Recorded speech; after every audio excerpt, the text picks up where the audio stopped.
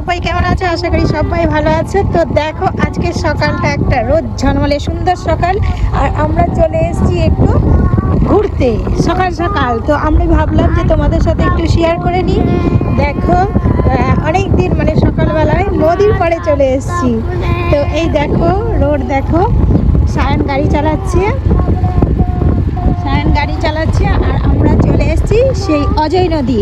কেন বলো তো আসলাম সকাল সকাল তোমাদের সাথে শেয়ার করবো বলেই এসেছি, যে রোজ রোজ একই ভিডিও তো আমাদের আশেপাশে মানে একটু ঘুরতে যাই কোথাও, তোমাদের সাথে শেয়ার করি।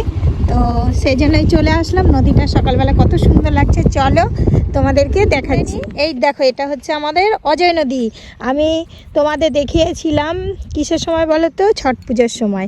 এই দেখো সেই ব্রিজ, দেখো নদীতে জলই নেই। অজয় নদী মানে বালু আর বালু চারিদিকে। এখানেই ছট পুজো হয়। পুরো এখান থেকে অনেক কটা ঘাট আছে।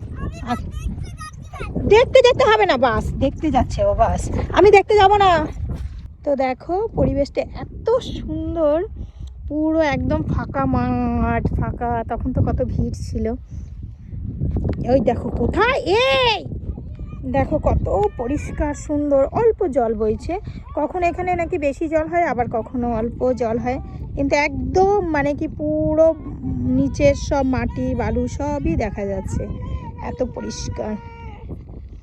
এখান দিয়ে চলে গেছে পুরো, এটাই নদী, কিন্তু এটাই পুরো ভরে যায়।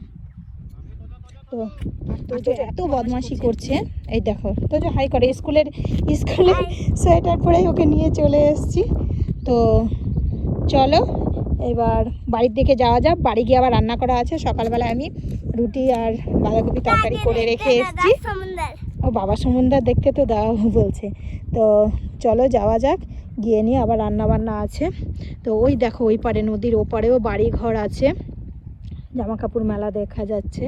আমি আর জুম করছি না, কিন্তু খুবই সুন্দর লাগছে। ঠিক আছে চলো তো বাড়ির দিকে যাই।